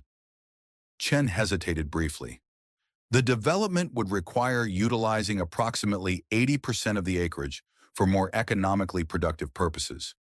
The main house could be preserved as the centerpiece of a country club facility. The original orchard section would become a themed attraction within a larger residential community. So essentially, you want to turn Thomas Bedford's agricultural legacy into a decorative element for a luxury development, Abigail summarized. Not bothering to keep the disapproval from her voice, commercialize the apple varieties while bulldozing most of what he built. I'm offering you financial security, Miss Reynolds, Chen said, a hint of frustration breaking through his professional demeanor. The Heritage Trust's approach may be idealistic, but it's economically marginal at best. Our proposal provides guaranteed returns without the years of uncertainty and labor ahead of you. For a moment, Abigail allowed herself to imagine the path Chen was offering: immediate financial stability, professional development of the business, none of the backbreaking work and anxiety that came with building something from the ground up. It was tempting in its simplicity, its certainty. Then her eyes drifted to the worn leather journal in her hands, and Thomas Bedford's words echoed in her mind. To build something enduring requires effort worthy of that endurance. Thank you for the offer, Mr. Chen, she said finally, but I'm not interested. Meadowbrook isn't just land and buildings to be repurposed for maximum profit. It's a heritage that deserves to be honored, not commodified. Chen's jaw tightened. Miss Reynolds, you're making a significant financial mistake. Our projections aren't the only measure of value, Mr. Chen, Abigail interrupted. You see this place as an asset. I see it as a responsibility and an opportunity to build something meaningful. We have fundamentally different visions, and mine isn't for sale. Chen studied her for a long moment before nodding curtly. As you wish, but should you reconsider? Our offer remains open until the end of the year. He returned to his car without another word, the portfolio still under his arm. As the headlights disappeared down the drive, Abigail remained on the porch, Thomas's journal clutched to her chest. The encounter with Chen had clarified something important. Her commitment to Meadowbrook wasn't just about business opportunity or even providing for her family. It had become about honoring a legacy, about stewardship in its deepest sense. She looked out over the darkened farm, imagining Thomas Bedford standing in this same spot a century earlier, perhaps also pondering the future of the land he had cultivated. Their circumstances were different, separated by time and experience, but they shared a vision of this place that transcended mere ownership or profit. Tomorrow would bring more work, endless work, but tonight, in the quiet aftermath of Thanksgiving, Abigail felt a profound certainty that they were on the right path. The hidden safe hadn't contained gold or jewels, but something far more valuable, a connection to the past that illuminated the way forward. Spring arrived at Meadowbrook Farm with an explosive energy that transformed the landscape almost overnight. The apple trees in the main orchard, properly pruned during winter for the first time in years, erupted in a magnificent display of blossoms that surpassed Abigail's most optimistic expectations. The North Orchard, home to Thomas Bedford's experimental varieties, showed promising signs of revival after careful restoration work. Standing amid the sea of white and pink blossoms, Abigail took a rare moment to simply breathe and appreciate how far they had come since that fateful auction day 6 months earlier. The farm was still very much a work in progress, with the main house renovation only partially complete, but signs of renewal were everywhere. The small barn had been successfully converted into a cidery, with gleaming stainless steel tanks now sharing space with the original wooden beams. Dr. Winters's team had successfully propagated dozens of trees from Thomas's unique varieties, creating a nursery of saplings that would eventually expand production. The cottage garden was now orderly rows of vegetables and herbs rather than the tangle of weeds it had been. Thinking deep thoughts, Victoria asked, approaching through the orchard with a tablet in hand. Her visits had become weekly occurrences as the project gained momentum. Just appreciating the blossoms, Abigail replied. Abigail, I knew intellectually that the orchard would bloom, but seeing it like this, she gestured to the canopy of flowers stretching across the hillside. It's more beautiful than I imagined. Victoria nodded, understanding the sentiment. Beauty and functionality and perfect harmony, that's what makes orchards special. She held up her tablet. Speaking of functionality, I have some news you'll want to see. The DNA analysis of Thomas's apple varieties has been completed. Abigail took the tablet, scrolling through the scientific report with growing excitement. So they're definitively unique, not matches to any known varieties. Completely unique, Victoria confirmed. Furthermore, two of them show genetic markers associated with disease resistance that are particularly valuable for modern breeding programs. The university is already fielding inquiries from commercial nurseries interested in licensing rights. Licensing, Abigail looked up from the report. I hadn't even considered that possibility. You own the trees and their genetics, Victoria pointed out. If commercial nurseries want to propagate these varieties for widespread distribution, they need your permission. That represents a potential revenue stream independent of your cider production. The implications were significant, while the Bedford Resurrection cider brand remained their primary focus. Licensing the genetics of Thomas's apples to nurseries could provide immediate income, while the orchard continued its slow journey back to full production. There's more, Victoria continued as they walked toward the cidery. The Historical Society completed their assessment of Thomas's papers. They're quite excited about his detailed records of agricultural practices from the late 19th century. They're proposing a small exhibit at the County Museum, which would include promoting Meadowbrook as a living agricultural heritage site. Abigail smiled at the thought of Thomas Bedford receiving recognition after all these years. His meticulous records had proved invaluable, not just for their restoration efforts, but apparently for historical research as well. As they approached the cidery, the sound of hammering greeted them. The construction crew was completing work on what would become a small tasting room. In addition to their business plan made possible by the accelerated timeline Victoria had proposed after the discovery of Thomas's apple varieties.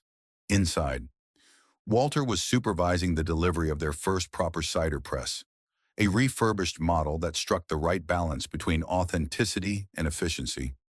Jason, who had developed a passionate interest in the cider-making process, was helping position the equipment, looking more confident and engaged than Abigail could remember since before his father's death.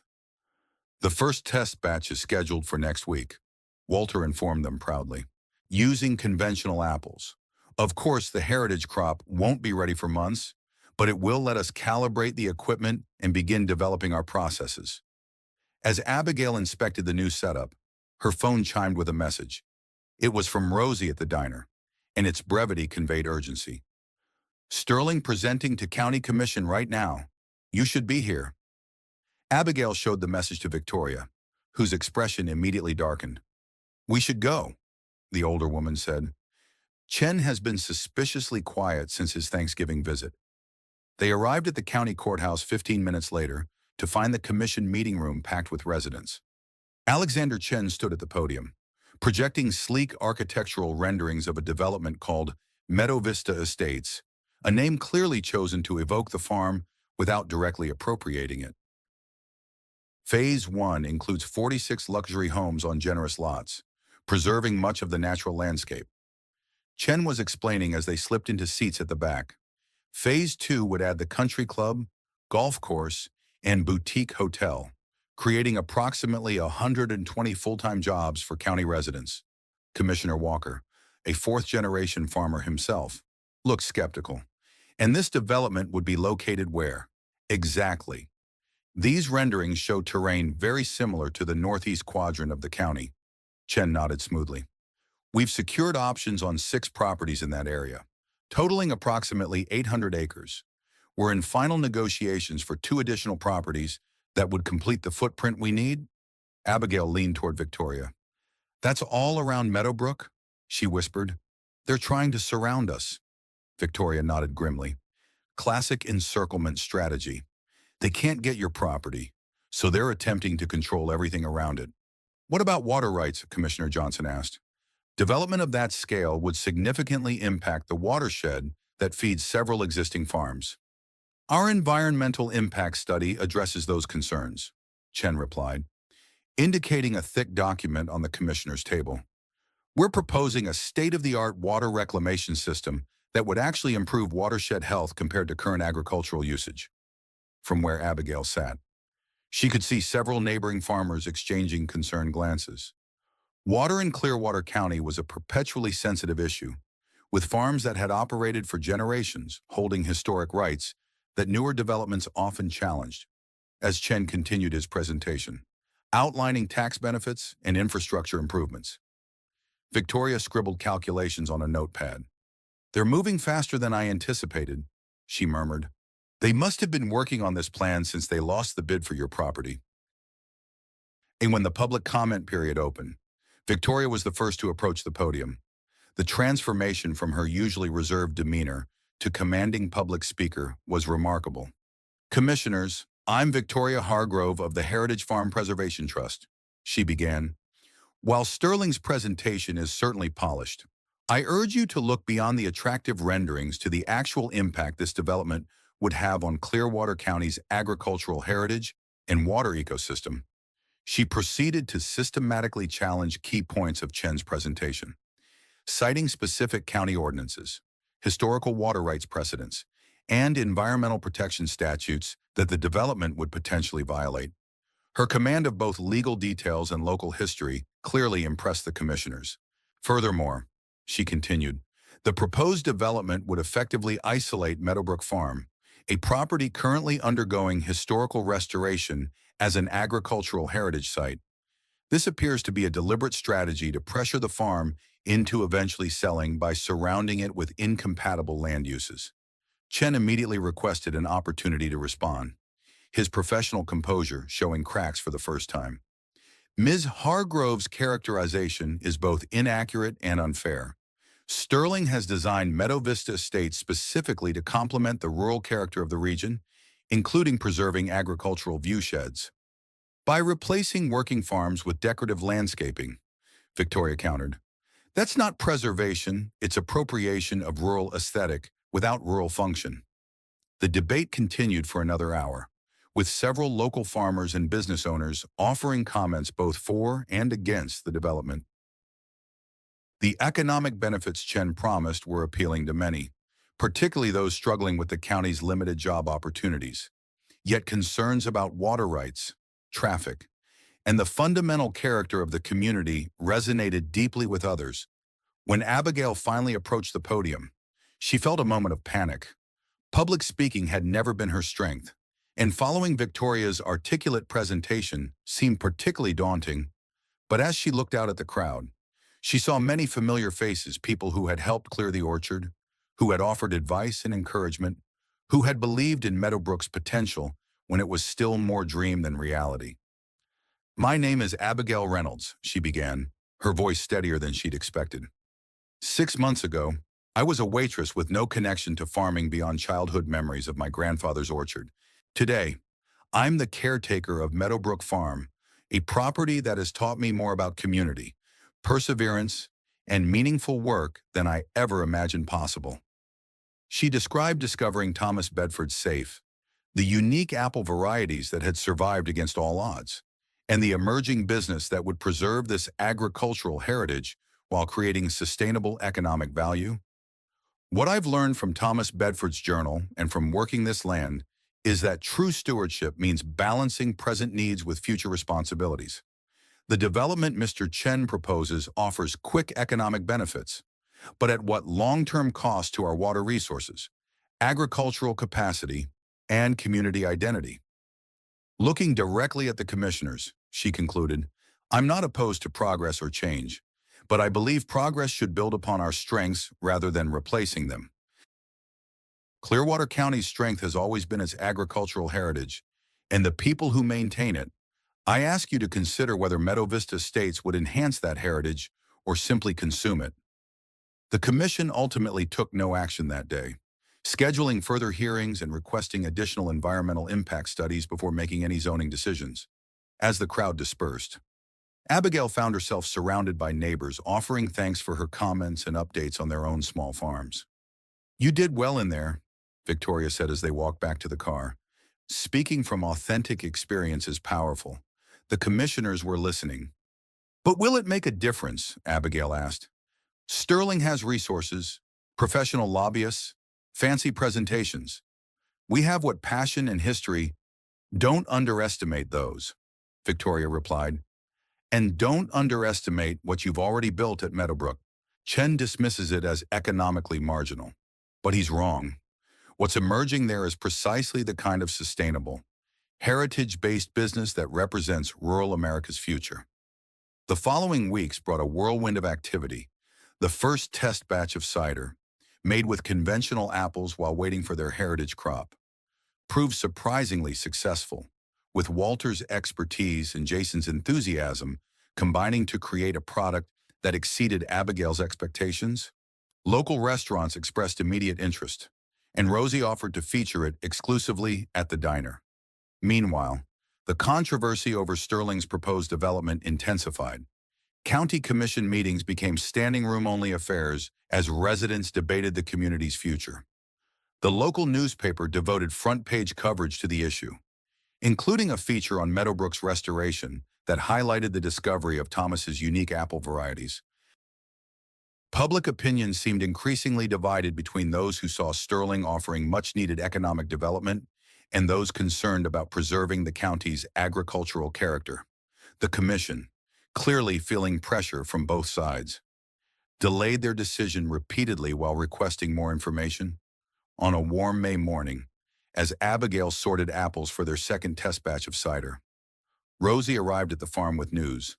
Chen's been meeting privately with farmers all around you, she reported, offering prices well above market value for their land. 3 have already sold options.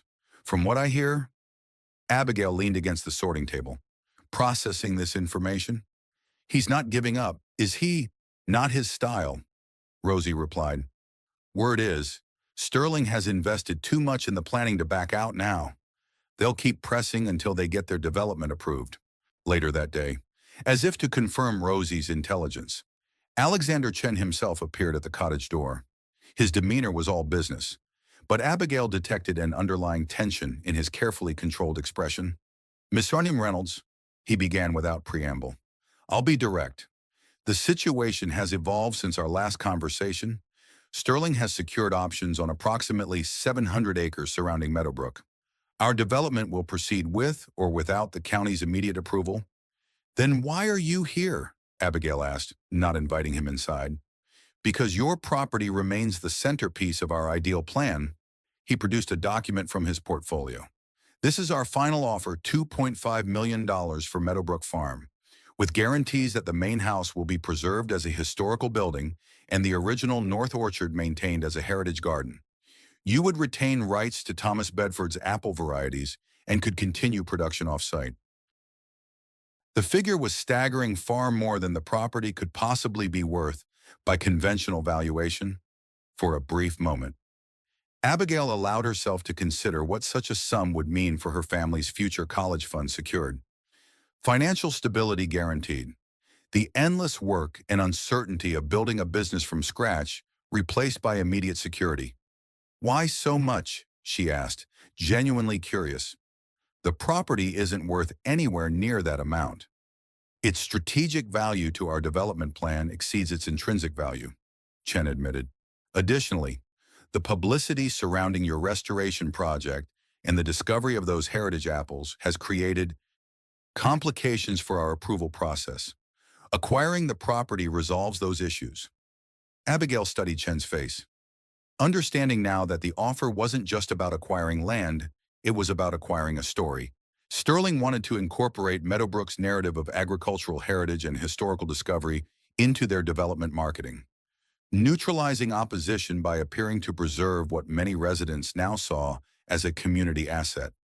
I need to think about this, she said finally, and discuss it with my family. Chen nodded, clearly having expected this response. Of course, but I should note that the offer expires in 72 hours. Sterling's board meets next week to finalize Phase 1 planning, with or without Meadowbrook included. After he departed, Abigail sat alone at the kitchen table, the offer document before her, its figures seeming to grow larger the longer she stared at them. $2.5 million, security, certainty, an end to the constant worry about whether their fledgling business would succeed, whether the restoration costs would exceed projections, whether the heritage apples would perform as hoped in commercial production. When Jason and Emily returned from school, she shared Chen's offer, watching their reactions carefully. To her surprise, both children immediately rejected the idea. "But we've just started," Emily protested. "The trees are blooming, and my garden is growing. And we were going to open the tasting room next month." "And what about Thomas's apples?" Jason added. "Chen says they'd preserve the North Orchard as a heritage garden, but that's just for show. They wouldn't actually continue his work or honor what he was trying to do." Their immediate commitment to the farm touched Abigail deeply. In just 6 months, this place had become more than property to them. It had become home, purpose, identity. She realized with sudden clarity that it had done the same for her. What had begun as a desperate gamble for affordable housing had evolved into a calling that engaged her mind, body, and spirit in ways her previous life never had. That evening, she called Victoria to discuss the offer and was surprised to find the older woman didn't immediately dismiss it. "It's a very significant sum," Victoria acknowledged, "and while my trust would be disappointed to lose Meadowbrook as a preservation project, our agreement gives you the right to sell if you choose. I wouldn't fault you for accepting, especially given the children's future needs." "But you wouldn't take it, would you?" Abigail asked, sensing the unspoken thought. Victoria was quiet for a moment. "No," she finally said, "but my circumstances are very different from yours. I have financial security that allows me certain choices. You need to make this decision based on what's best for your family." After the call, Abigail found herself drawn to the main farmhouse, where restoration work on the first floor was nearing completion. The parlor where they had discovered Thomas's hidden safe had been carefully renovated, preserving original details while making the space functional for modern use. They planned to open it to visitors as part of tours that would eventually include the cidery and orchard. In this room, a century earlier, Thomas Bedford had made countless decisions that shaped the farm's destiny. Had he ever faced a crossroads like this? Had he ever been tempted to take the easier, more certain path? Abigail opened his journal to an entry she had marked weeks earlier. June 12, 1899. Received an offer today from Western Consolidated Fruit to purchase the entire North Orchard harvest at a guaranteed price regardless of quality. The certainty is tempting after last year's market fluctuations. Yet their requirement that I abandon my experimental grafting in favor of their preferred commercial varieties gives me pause. Security purchased with independence is seldom worth its price. Decline their offer. We'll continue on our chosen path, uncertain though it may be. The parallels to her current situation were striking. Thomas had chosen independence and purpose over security and certainty. A century later, Abigail faced essentially the same choice. The next morning, she walked the perimeter of the property alone, trying to see it through fresh eyes, the orchard in full bloom, the newly cleared fields waiting for additional plantings, the small barn transformed into a cidery, the cottage garden bursting with spring vegetables. Everywhere she looked, she saw not just what was, but what could be. The vision gradually taking physical form through daily effort and commitment. Chen's offer promised immediate reward without further struggle, but it also meant surrendering this emerging creation at the very moment it was beginning to reveal its potential. More than that, it meant abandoning the broader vision of what Meadowbrook might represent, not just for her family, but for the community and the county's agricultural future. By the time she completed her circuit of the property, Abigail had made her decision. She texted Chen a simple message: "Thank you for your offer, but Meadowbrook is not for sale at any price." His reply came almost immediately. "You're making a significant mistake. Mr. Reynolds, Sterling will proceed with development on all surrounding properties. Your farm will become an island in a sea of construction, with likely impacts on your water access and business viability." The threat was thinly veiled but clear. Sterling intended to move forward aggressively, possibly using their surrounding properties to create problems for Meadowbrook. Yet rather than intimidating her, Chen's message solidified Abigail's resolve. If Meadowbrook was worth surrounding, if it was worth $2.5 million to Sterling, then it was certainly worth fighting for. That afternoon, she called a meeting at the farm, inviting Victoria, Dr. Winters from the university, Walter, Rosie, and several neighboring farmers who had expressed concern about Sterling's plans. They gathered in the newly renovated parlor of the main house, with additional folding chairs brought in to accommodate everyone. "Thank you all for coming," Abigail began.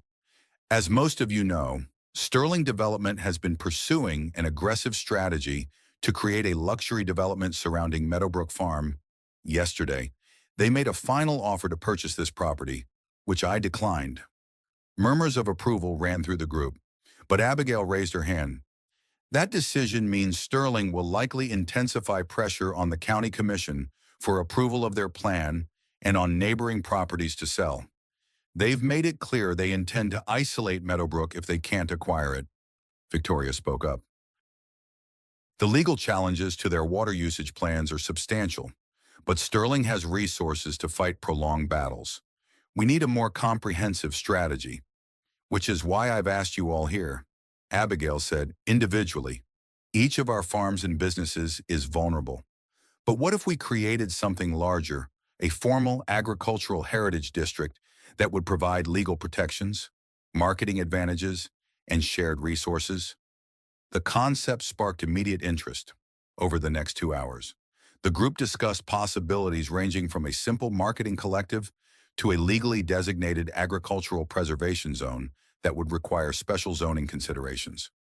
Dr. Winters offered the university's resources to develop sustainable farming approaches suited to the region's specific conditions. Victoria suggested the trust could provide matching funds for cooperative infrastructure improvements. By evening's end, a framework had emerged. The Clearwater Agricultural Heritage Alliance would unite farms committed to sustainable practices and preservation of historical agricultural approaches. Members would share marketing resources, equipment, and expertise while retaining independent ownership. With proper designation from the county, the cooperative zone would receive special consideration in development decisions affecting water rights, road access, and zoning. "This is more than just defensive," Frank Johnson, a third-generation dairy farmer, observed. "This is actually a better business model for most of us. Shared resources, collective marketing, educational components. These make economic sense regardless of Sterling's plans." As the meeting concluded, Abigail felt a surge of hope more powerful than anything she'd experienced since discovering Thomas's apple varieties. They weren't just fighting against something, they were building something, a vision for rural preservation that honored heritage while embracing innovation and cooperation. The weeks that followed brought intense activity on multiple fronts. The cooperative concept gained momentum as more farmers joined, attracted by both the protective aspects and the economic benefits of collective marketing and resource sharing. Victoria's legal team worked with county officials to develop formal designation criteria for an agricultural heritage zone. Using models from other regions that had successfully balanced preservation with development, Sterling countered by accelerating their timeline and intensifying their marketing campaign, emphasizing job creation and tax benefits while characterizing the cooperative as anti-progress. Community meetings became increasingly contentious, with clear divisions emerging between those who prioritized economic development and those concerned with preserving agricultural heritage. Through it all, work at Meadowbrook continued. The tasting room was completed and opened for limited weekend hours, offering samples of their test batches while educating visitors about the history of the farm and the unique apple varieties being restored. Local media coverage brought unexpected attention, drawing visitors from neighboring counties curious about the lost apple varieties and the hidden safe story. Dr. Winters and her team made a breakthrough in propagating Thomas's most challenging variety, the one showing the strongest disease resistance markers, creating genuine excitement in horticultural circles and leading to the university's first licensing inquiry, which would provide immediate revenue to support the farm's continued restoration. As June arrived, the county commission finally scheduled their decisive hearing on both Sterling's development application and the proposed agricultural heritage zone designation. The meeting was moved to the high school gymnasium to accommodate the anticipated crowd, with local television stations planning to broadcast the proceedings the night before the hearing. Abigail sat on the porch of the main farmhouse, which was now structurally restored, though interior work continued. The view across the orchard to the rolling hills beyond was spectacular in the evening light. The young fruit now visible on trees that had been neglected for years before their rescue. She was joined by Jason and Emily, both uncharacteristically quiet as they contemplated the next day's hearing. "What happens if we lose?" Emily finally asked, voicing the question that had lingered unspoken between them. Abigail considered her answer carefully. "If the commission approves Sterling's plan without the agricultural heritage zone protections, we face a more difficult path, but we don't stop. We adapt. We persevere. We find another way forward." "Like Thomas did during the drought of 1894, Jason said, referencing a journal entry they had read together.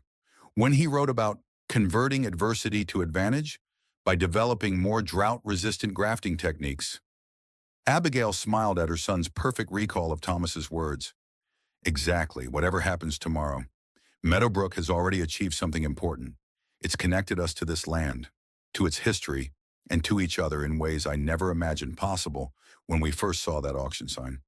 The gymnasium was filled beyond capacity the following morning, with passionate supporters on both sides carrying signs and wearing buttons declaring their positions. The commissioners sat at a long table on the stage. Looking somewhat overwhelmed by the turnout and the emotional intensity in the room, Alexander Chen presented first, his presentation polished and persuasive as always. The economic benefits he outlined were substantial: hundreds of jobs, millions in tax revenue, infrastructure improvements that would benefit the entire county. He emphasized Sterling's commitment to environmental sustainability and aesthetically pleasing design that would honor the rural character of the region while bringing necessary economic development. When Victoria presented the Agricultural Heritage Zone proposal, she took a different approach, focusing not on opposition to Sterling, but on the positive vision of the cooperative. She detailed how the proposed zone would preserve working farms while encouraging innovation, education, and sustainable practices. Rather than preventing all development, the designation would create guidelines ensuring compatibility with existing agricultural operations. "This isn't about choosing between past and future," she concluded. "It's about building a future that honors and incorporates our agricultural heritage rather than erasing it." Public comment lasted for hours, with impassioned speakers on both sides. Business owners emphasized the need for economic growth.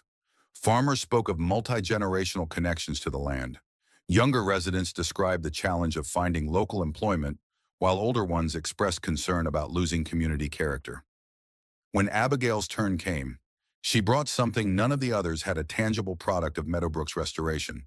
Placing a bottle on the commissioner's table, she explained, "This is the first official bottling of Bedford Resurrection cider, made from the historic orchard we've restored. It represents what's possible when we approach development as enhancement rather than replacement." Glancing toward the section where Jason and Emily sat with Rosie and Walter, she added, "When I first came to Clearwater County, I was a single mother with few prospects beyond waiting tables. Meadowbrook Farm gave my family not just a home, but a purpose and a future. I believe the Agricultural Heritage Zone can do the same for our entire community, honor our past while opening doors to new possibilities that remain true to who we are." The commissioners ultimately voted 3-2 to approve the Agricultural Heritage Zone designation, with modified boundaries that still allowed for a scaled-down version of Sterling's development in less agriculturally significant areas. It was a compromise that left neither side completely satisfied, but that most community members viewed as a reasonable balance. For Meadowbrook, the decision meant protection of their water rights, limitations on incompatible adjacent development, and formal recognition as an agricultural heritage site that would enhance their marketing position. For the newly formed cooperative, it provided a foundation for collective action that would strengthen all participating farms. 1 month later, as summer reached its peak, Meadowbrook Farm hosted the official launch of their first commercial cider release. The event doubled as a celebration of the cooperative's formation and a thank you to the community members who had supported their efforts. The restored farmhouse and grounds welcomed over 300 visitors throughout the day. Tours of the orchard, demonstrations of traditional cider pressing techniques, and tastings of both conventional and heritage variety ciders created an atmosphere of celebration and accomplishment. Victoria, observing the activity from the shade of an ancient oak tree, smiled as Abigail joined her. "You've created something remarkable here in just 9 months," she said. "Thomas Bedford would be proud." "We've created it," Abigail corrected her. "Without your trust, none of this would have been possible." Victoria shook her head. "The trust provided opportunity, but you provided vision and determination. There's a difference between restoring buildings and revitalizing a heritage. You've done both." As the celebration continued into evening, with string lights illuminating the orchard and local musicians playing on the farmhouse porch, Abigail found a quiet moment to visit the parlor where they had discovered Thomas's safe. The restored room now featured a display of items from the safe: the journal, ledgers, and period photographs. Along with the story of their discovery, she opened the journal to its final entry. Written in 1924 when Thomas was in his 70s, August 17th, 1924, place this journal and other papers in the vault today, a record of our stewardship for whoever might follow. Orchards, like all worthwhile endeavors, require faith in a future beyond our own horizon. We plant trees whose full maturity we may never witness. Graft varieties whose peak production will come after our hands can no longer harvest them. This is not folly, but wisdom to contribute to a story longer than our own chapter, to nurture something that will outlast us. Meadowbrook has been my life's work, not because I shaped it, but because it shaped me. May whoever finds these words understand that the true harvest of this place is not measured only in bushels or barrels, but in the cultivation of both land and character.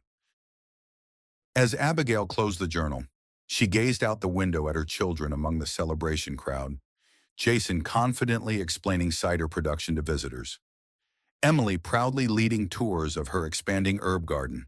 Beyond them, cooperative members discussed plans for shared equipment purchases and marketing initiatives. University researchers collected data from the experimental orchard sections. The hidden safe had indeed changed everything, though not in the way treasure stories usually unfold. Its contents knowledge, history, connection to the past had proved more valuable than gold or jewels could have been. Thomas Bedford's vision, preserved in that safe for nearly a century, had catalyzed not just the rebirth of one farm, but potentially a new model for rural preservation across the county. As the summer sun began to set, casting long shadows across the orchard, Dr. Winters approached Abigail with an excited expression. "I've been meaning to tell you all day," she said, "but it's been so busy. We've completed the genetic sequencing of Thomas's fifth variety, the one with the spice notes, and it's even more remarkable than we thought. The disease resistance profile is unlike anything in our database. This could be revolutionary for organic apple cultivation." Abigail smiled, appreciating the way science was validating what Thomas had achieved through intuition and patient observation. He was ahead of his time in so many ways. "There's more," Dr. Winters continued. "Remember how Thomas's letter mentioned that the true wealth of Meadowbrook was in the North Orchard well? We've been carefully excavating around those oldest trees, documenting the root systems and soil composition, and we found something unusual: a series of clay containers buried between the rows." "Buried containers?" Abigail asked, intrigued. "What was in them?" "Seeds." Dr. Winters replied, her eyes bright with academic excitement. "Hundreds of different seeds, carefully preserved in sealed clay pots, each one labeled with a location and date. We've only opened 2 so far, but they contain seeds from all over the world of varieties that might have been lost otherwise. It appears Thomas Bedford was creating what we would now call a seed bank, preserving genetic diversity at a time when most farmers were narrowing their focus to a few commercial varieties." Abigail felt a wave of emotion. Even after months of reading his journals and working his land, Thomas Bedford was still revealing himself, still teaching, still preserving something precious for a future he would never see. "We believe this may be one of the oldest intentional seed preservation collections in the country," Dr. Winters continued. "The university would like to partner with Meadowbrook to document, propagate, and potentially reintroduce some of these varieties. It would be a major contribution to agricultural biodiversity." As the news spread through the celebration, visitors gathered around the North Orchard, where researchers had set up a small display of the clay containers and their contents. Emily, always quick to grasp the significance of things, explained to a group of children how the seeds were like messages from the past and how Thomas had believed in protecting different kinds of plants, so people in the future would have choices. Later that evening, as the crowd thinned and the musicians packed their instruments, Alexander Chen made an unexpected appearance. He stood at the edge of the property for a long moment, observing the scene, before approaching Abigail where she sat on the farmhouse steps. "Congratulations on your cider launch, Miss Reynolds," he said, his tone professional but without the edge it had carried in previous encounters. "And on the Heritage Zone designation." "Thank you," Abigail replied, surprised by his presence. "I wouldn't have expected to see you here." Chen glanced around at the farm, taking in the restored buildings, the thriving orchard, the sense of community that permeated the place. "I make a point of understanding successful ventures, even when they don't align with my company's approach." He paused. "The seed bank discovery is significant. My board has asked me to convey that Sterling has no intention of interfering with the agricultural heritage zone. In fact, we're adjusting our development plans to create more substantive buffers and potentially some collaborative elements." Abigail studied him, trying to gauge his sincerity. "What changed?" "Market research," Chen answered with unexpected candor. "Our potential buyers are actually quite attracted to the idea of living near a working agricultural heritage district, particularly one with historical significance and innovative practices. They're less interested in a golf course than we anticipated and more interested in farm-to-table amenities, educational opportunities, and authentic rural experiences." He offered her a business card.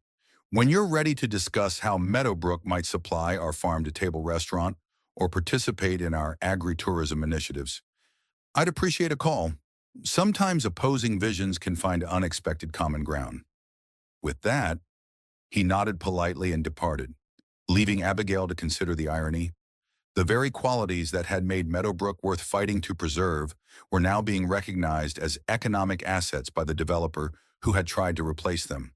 As darkness fell, the remaining guests departed, leaving just the family and closest friends. They gathered on the farmhouse porch, passing a bottle of Bedford Resurrection cider as they reflected on the remarkable journey of the past 9 months. "I've been thinking about names," Jason said suddenly. "Names for what?" Abigail asked.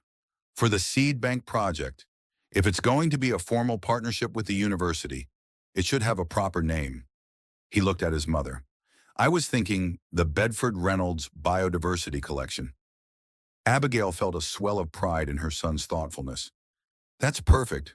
Jason, and I have something to show you," Emily added, reaching into her pocket and producing a small, smooth stone, the same lucky charm she had clutched so tightly during the auction.